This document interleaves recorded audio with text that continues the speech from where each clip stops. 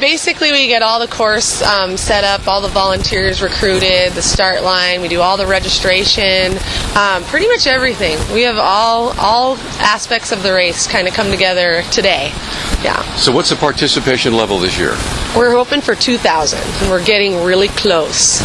We have a lot of race day registration that I walk up during the sign-ups, and then the 5K is typically our biggest race. We usually have over 1,000 in that one. So I'm hoping we get there this year. We're really close. Well, we're starting with the 10K here, right? Yes, 10K at 9, and then we do the 5K at 10:30, and then we do the timed mile for the trifecta folks at 11:30, and then the fun runs at 11:45. So tell me what the money that's raised from this race, where does it go? It all actually stays right here in Missoula and at the Y, and we use it to scholarship kids for camp, swimming lessons, Special Olympics. It's pretty amazing. We also allow for membership sponsorship and just to get families active and healthy and allow mom and dad to work while their kids are in a safe spot. So has the Missoula Marathon enhanced participation here because people use this as a tune-up or what? I think because we're such a running community, people have a race to pick from every weekend. So we have some definite competition, but that being said, people love this race. It was kind of the original, and a lot of folks will do either the 10K and the 5K, or they'll do the trifecta as their training run for the half. It's perfect. People are doing usually between 8 and 12 miles, and we're 10.321. What's the thing you enjoy most about this? I love seeing everybody come together, and all ages and all physical levels of training and fitness, and everybody has a good time. It's super fun. Families, couples, tons of kids. It's a pretty cool thing. Well, I'm going to do the 10K, and I'm not necessarily prepared for it, but how could you miss out on the Riverbank Run? It's an institution, and it's so much fun, and I think downtown Missoula is going to rock today, so you can't miss out. So let me ask you, is this your first 10K?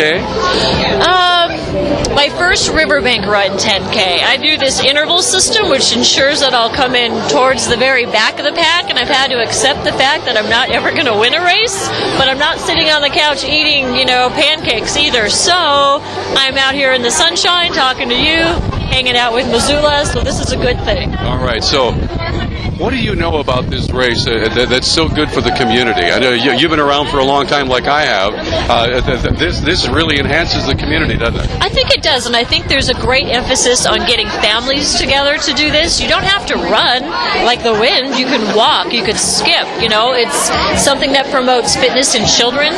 They have the 1 mile for the kids, and families do this together, and it just shows you that this is a big running community, and you don't have to be an Olympic rock star to come out and enjoy this sport. You can be last and take pride in it, which is what I'm going to do probably today. It is fantastic, and you never know what the weather will be like on a May Day in Missoula, but we've been really lucky the past few years, and today is pretty amazing. If I were a runner, I think I'd have the wind at my back.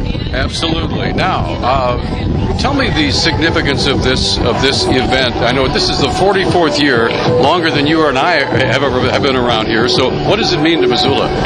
It's just another one of these great Missoula days where people are getting together and sort of celebrating activity and active lifestyles and having fun and supporting a great cause. And the YMCA is certainly a great cause, great family organization, takes care of a lot of people in our community. I wonder one of the things that you're doing, especially with downtown, is you're trying to make it more friendly to events like this, right? Yeah, and the Downtown Association, Business Improvement District, the Downtown Partnership's been terrific about that. I often say I stand on the shoulders of giants. A lot of folks figured this out long before I showed up, and my job is to try to be a good steward. All right, so as we look forward into the future, anything that you see in this area that could be improved from your perspective? Well, there's a building right down the street that I hope we can improve here in relatively short order. It's been a bit of a struggle to date, but I think we're going to get somewhere. I think having some life at the corner of Front and Higgins would be a pretty marvelous thing. So do we have any decisions one way or another? Historic Preservation Commission's still doing its thing. The process is working, and I think the process will work. Did you have a chance to meet with the folks at the Elks Club the other day?